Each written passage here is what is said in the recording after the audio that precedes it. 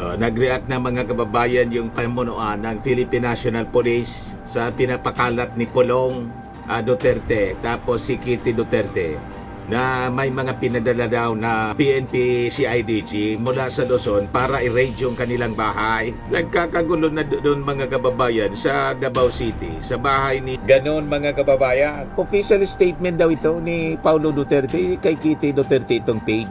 In-screenshot natin. We strongly condemn the recent actions of the PNP CIDG that have clearly crossed the line into harassment against my family. Ayon kay PNP spokesperson Brigadier General Jane Fajardo, kinumpirma mismo ni CIDG Chief Police Major General Nicolas Torre na wala silang operasyon sa Davao at hindi nila alam kung saan. We strongly condemn the recent actions of the PNP CIDG. Nagbabagang mga balita at pagtalakay sa mga isyu ng lipunan. Pulsa, opinyon, banat at paglalantad sa katotohanan. Pulsa, what you see is what you get. You decide. Nagreact na mga kababayan yung pamunuan ng Philippine National Police sa pinapakalat ni Pulong Duterte tapos si Kitty Duterte na may mga pinadala daw na PNP CIDG mula sa Luzon para i-raid yung kanilang bahay. Nagkakagulo na doon mga kababayan sa Davao City, sa bahay ni Digong. Ngayon, mabutit nag-react agad yung ating Philippine National Police. Sabi ko sa inyo, gumagawa sila ng senaryo para magkagulo dito sa Pilipinas, mag-people power. Napakalinaw mga kababayan itong desperate move para iligtas nila si Sara, si Bato at saka si Bongo na una nang lumabas yung balita mula mismo sa bibig ni Sara na nasa listahan na daw sila ng susunod na bibit-bitin ng Interpol at dadalhin doon sa The Hague kasi parte sila sa mga akusado sa crimes against humanity. Ngayon, nag-react na po yung Palasyo Malacanang kahapon. Wala man na niya kaming information na ganyan. At kung mayroon man, mga kababayan, alangan man ipaalam sa kanila. O ngayon, kahapon pa at kagabi, sige palabas nila ng information na i-raid daw yung bahay ng mga Duterte sa Davao. Yan po yung post ni Kitty Duterte. 10 hours ago, Kitty Duterte official statement ni Congressman Paulo Duterte kaugnay sa gagawing pagsalakay sa kanilang bahay sa Davao City. Sa introduction pa lang po ng kwento, may mali na. Bakit i-announce po ang pagsalakay para makapaganda sila? At anong rason? Bakit sasalakayin yung bahay? Diba? Hindi pa man po lumalabas yung warrant of arrest. At bakit kay Digong na si Digong or si Pulong, iniman yun na pangalanan po si Sara Duterte, si Bongo, si Bato at yung dating officials ng PNP, si Abayalde, si Karamat, si Danao, yun ang mga na pangalanan. So, anong rason na i-raid yung bahay ni Pulong? At kung magre-raid yung PNP halimbawa, may relasyon sa kung anong bagay, bakit i-announce? Di ba napakalinaw na panggagatong lang ito para magkagulo mga kababayan sa Davao at gatungan ng gulo sa buong Pilipinas? Ganon mga kababayan. Official statement daw ito ni Paulo Duterte kay Kitty Duterte itong page. In-screenshot natin. We strongly condemn the recent actions of the PNP CIDG that have clearly crossed the line into harassment against my family. It is disheartening to see that those who are sworn to uphold the law are being blinded not by justice but by money. The real criminals in our country are being ignored while some in the higher ranks have seemingly sold their integrity. Malinaw na propaganda po. Sa pagkasulat ng statement, malinaw na propaganda, panggagatong ng gulo para magkagulo yung kanilang mga supporters at magpuntahan sa kanilang bahay. Let me be clear. We are documenting everything and listing down the names of those involved. When the time comes, you will answer not to us, but to the very forces of justice you have turned your back on. You won't be facing people with money, but people who are ready to stand their ground. Di ba malinaw na panggatong po sa kanilang mga supporters para lumusob doon sa kanilang bahay at magsimulang magtipon-tipon, mag-people power. Yan yung mga supporters pa naman nila, madaling mauto. Di ba pa? Sabi dito, as of today, we have monitored the arrival of 30 CIDG operatives and 90 SAF personnel from Luzon. And to those among you from SAC who blindly follow these operations, know this, we already know where you are heading and many are waiting.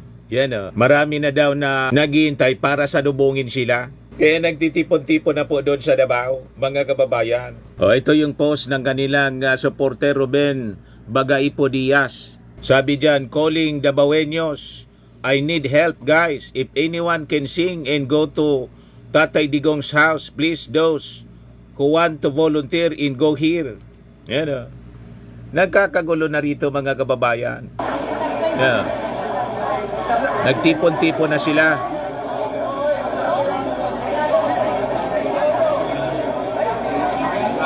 Isa po ang may-ari sa sasakyan na LA L9494. O yan sila mga kababayan o.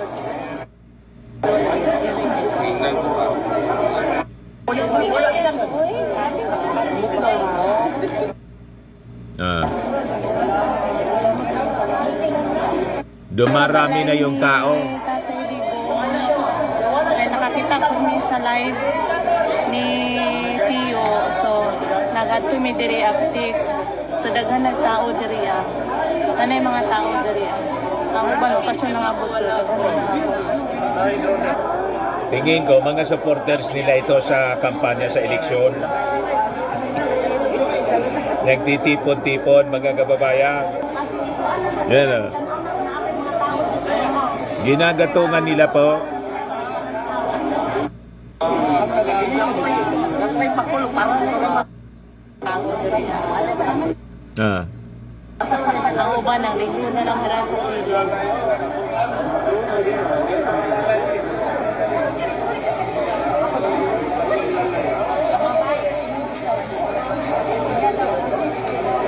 Wala mang ginagawa po. Basta't nagtipon-tipon lang. Wala mang meeting. Live unya guys. Ah. Kaya basing mag-run out daw diri ah.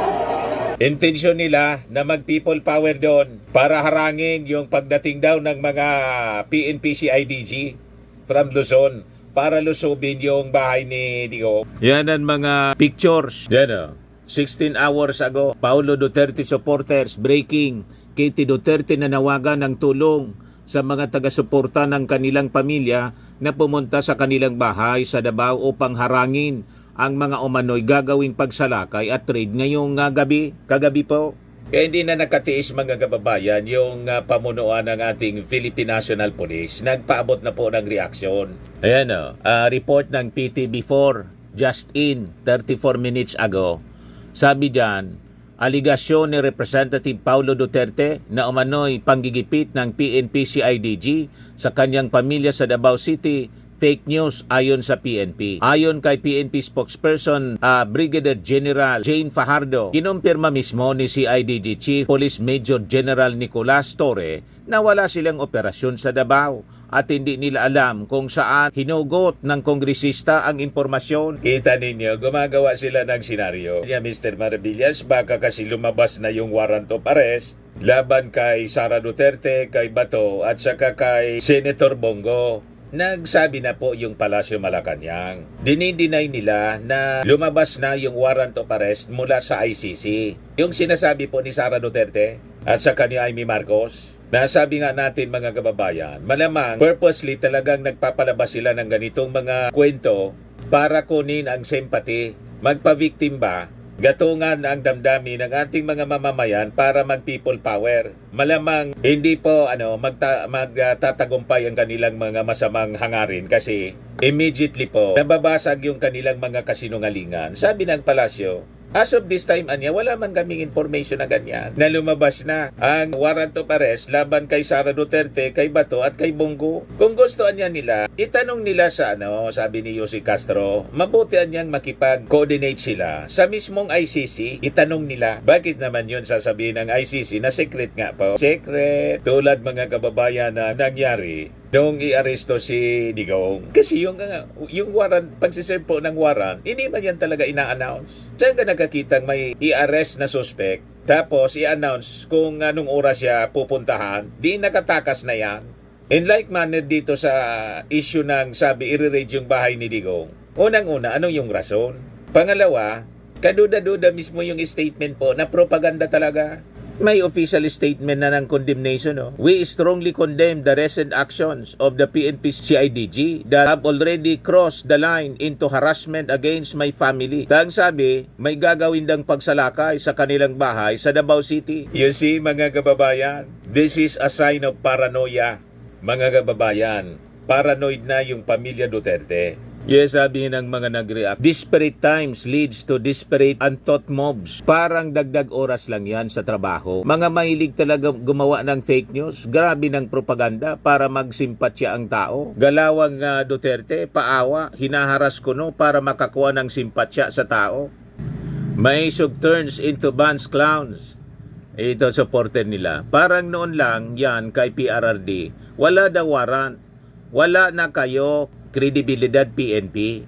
Wala pa man talaga. Wala pang hawak. At saka kung hawak na, bakit i-announce? Tama po? Saan ka nakakita na may warrant of arrest na isi-serve tapos i-announce? Kaya malinaw po na itong mga pinapalabas nila na statement ay para makakuha ng informasyon mismo mula sa gobyerno kung ano yung plano. Ba't sasabihin sa inyo yung kung anong plano? Sabi ni Bong Nora, factory ng fake news itong pamilya nila. Sabi ni Rigor Kagitla, baka sinabihan ni One Man Fake News Factory Makers na gumawa ng kwento kasi nawawala na siya sa isyo. Malapit ng maeleksyon. Sabi ni Emmanuel Sanchez, nabuang nabay o nagbinuang kabay. Hallucinations na yan in English. Baka kailangang magpatingin na sa espesyalista. Sabi ng isa nilang kakampi, si Maria El Masosan, pinapasinungalingan ng admin pero ginagawa naman ang kasamaan patalikod. Naningilabutan ako sa maraming so-called pastor na naniniwala sa rapture pero naninira at nanglalait ng kapwa. Patama sa atin. Wala pong panlalait at paninira sa kanila. Baliktad yata yung ginagawa ninyo. Ang sinasabi ninyo, sila yung may gawa na panlalait. Malinaw, sila yung palamura, sila yung nagbintang, sila yung nagbanta, sila yung nagtawag sa ating Pangulong bangag, may adik tayong presidente. Sila baga ang siging panira at sila yung gumawa ng sarili nilang kasiraan at mga kaso. Kasi kung hindi sila gumawa ng pagbabanta, paglustay ng pera ng bayan, di wala sanang impeachment. Complaints na final kay Sara Duterte. Walang inciting to sedition na final yung NBI. At kay Digong, kung hindi nangyari yung kanyang policing kill, HAK, na mula mismo sa kanyang mga bibig, wala sana siyang kasong crimes against humanity. So lahat ng problema, lahat ng trouble na kanyang kinasandakan, siya man lang po ang may gawa, sila ang may gawa. Kung ito'y kasiraan, sila yung gumawa ng kanilang kasiraan. Naintindihan po ninyo? Sabi ni Mylene Peren, grabing gulo talaga ng Duterte. Ito yung latest kay Sara. Ayan 1 minute ago, Duterte supporters joined Labor Day Assembly at Liwasang Bonifacio in Manila organized by Hakbang ng Maisog. They marched from Moraita to Davao. Sinakyan mga kababayan yung Labor Day para ma-justify yung pagsagawa ng mass action. Yan Malamang konektado ito doon sa pinapabitaw na kwento ni Pulong Duterte at saka ni Kitty na i-raid daw yung bahay nila para gatungan yung mga tao tapos may mass movement na sa Liwasang Bonifacio. Huwag pa uuto, paguguyo po mga kababayan para hindi madamay sa inciting to sedition na final ng gobyerno ng NBI laban kay Sara. Baka madamay kayo. Huwag na kayong makiusyoso dyan. Makadagdag pa kayo sa crowd. Tama? Tapos i-claim na lahat sila participant sa Maisog Rally. O ngayon, mga kababayan, 11 days na lang po, eleksyon na. Kaya sabi ko sa inyo, number 1 po natin sa Senado. Solid tayo. Benhur Abalos. Ayan po mga kababayan, si number 1 sa Senado, Benhur Abalos. Solid na iboboto ko sa Benhur. Dahil solid maglilis ng gulo. Higit 57,000 drug operations, lagpas 74,000 ang persons arrested, and one of the highest ever na huling illegal drugs worth 33.8 billion pesos for the first 2 years ng pagiging DILG Secretary ang nagawa niya. Yan ang solid leadership. Solid po makatrabaho sa Senado para sa solid na kinabukasan lahat ng Pilipino. Para sa inyo, solid! Avalos, numero 1 sa balota, solid sa Senado. O ngayon, idagdag ko na rin po ito mga kababayan na balita kasi yung ating Pangulo nagpalabas ng statement tungkol sa suspension laban kay Cebu Governor Gwen Garcia ng Ombudsman. Ito po yung official statement ng ating Pangulo. Sabi dyan, I have been made aware of the preventive suspension issued against Governor Gwendolyn Garcia of Cebu. Let me be clear, in a time like this, so close to the election, it is vital that we uphold the rule of law and observe due process.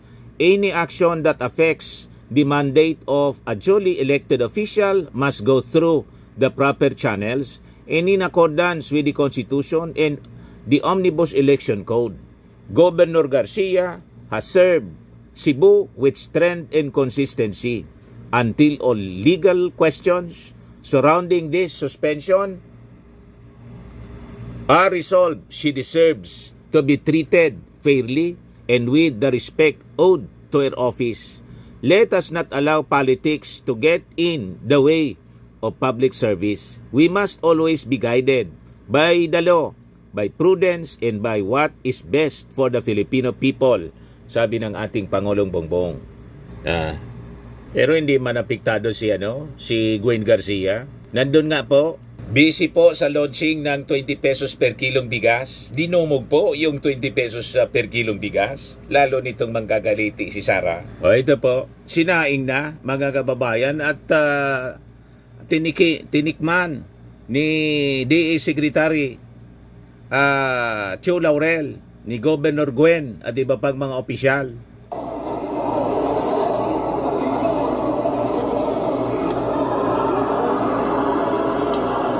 O napakaputi po, pagkaing tao po, hindi man pagkaing hayop.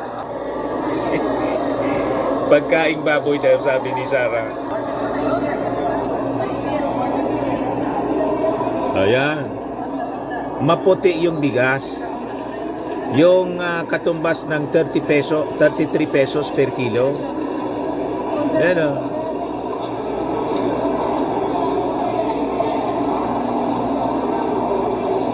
O diba, sarap na sarap sila.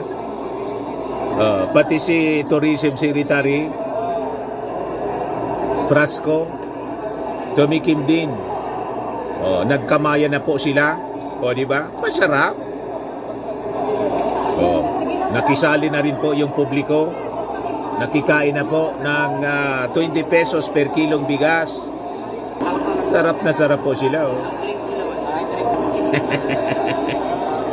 O, di ba? O, ito, may interview.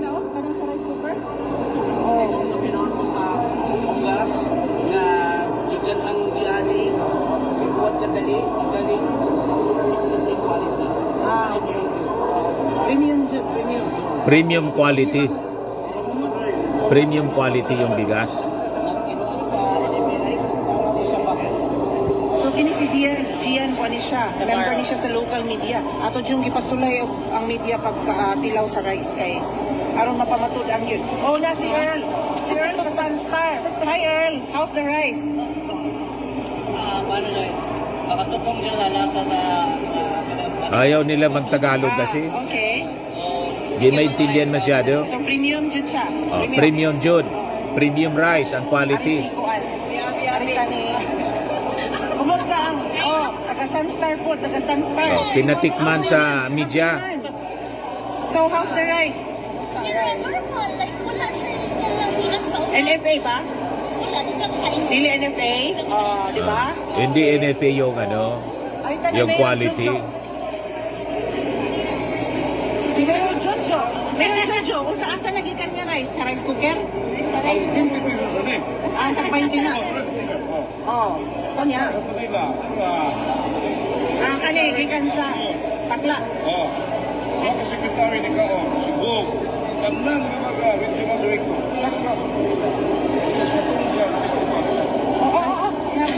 So how's the rice? Omot?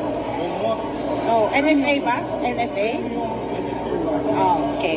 Premium rice, Diba? ang quality. Ay, kadiri. Tanaw na ito kisay mga kauban ni ko. Wala na.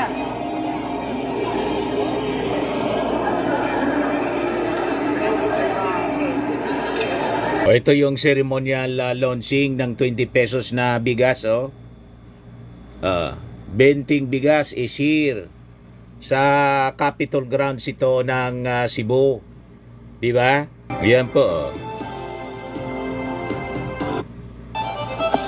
20 pesos na bigas. Napakasarap, mga kababayan. Again, we would like to stress the point that this is premium quality NFA rice. Premium Milled quality. NFA rice, premium quality. Paninira man lang po. Grabe, hindi pa nga mga kababayan sinisimulan yung programa.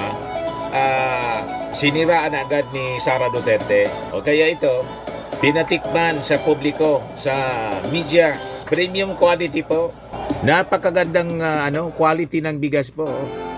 Actual nga paglungag sa kining bugasa, actual yun nga paglungag dito. Ano? Yan, 20 pesos na bigas, meron na. A promise fulfilled. Dinumog po ng napakaraming mga tao.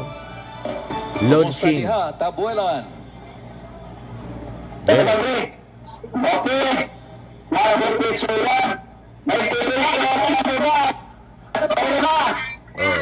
Oni na niya, 20 pesos na bugas. Konsolasyon. Ano na kayo, mga DDS? O di ba kaya kayo, mga DDS, na mga walang iya? Ato sa nga i-acknowledge ang Bantayan. They are now selling this rice at 20 pesos per kilo. Ano kayo ngayon? Yan si Binor Abalos, mga kababayan, yung ating ibobotong number 1 na senador, magiging katuwang ng ating Pangulong Bongbong Marcos para po sa pagsiguro ng food security sa ating bansa. Huwag nating kalilimutan po si Benhor Abalos, number 1 sa baluta. Sa mga magsasaka, ito lang. Number 1, papalakasin ko ang kapangyarihan ng NFA kasi tinagali ko ng rice tarification. Isipin mo, kung minsan baksak ang presyo, kawawang ating magsasaka. Pero kung meron kang NFA na may sapat na pondo na siya na bibili sa iyo at siya na rin magbebenta open kasi hindi nila pwede ibenta, nakalagay doon sa batas, i-impact lamang nila factory in terms of calamity. They can only sell it if there is a rice emergency. Tatanggalin natin yun. Isipin nyo, sabi nga ni Sir Pico, kung libo-libong truck, buong Pilipinas, walang ginawa kundi bumili ng bigas sa mga magsasaka at binibenta mismo direkta sa mga tao. Naku po, masaya lang magsasaka, masaya yung mga bibili dahil nakakabura sila. Hindi ba? Napakasimple. Let's just empower the NFA at yan ang gagawin ko. I will amend the rice tarification.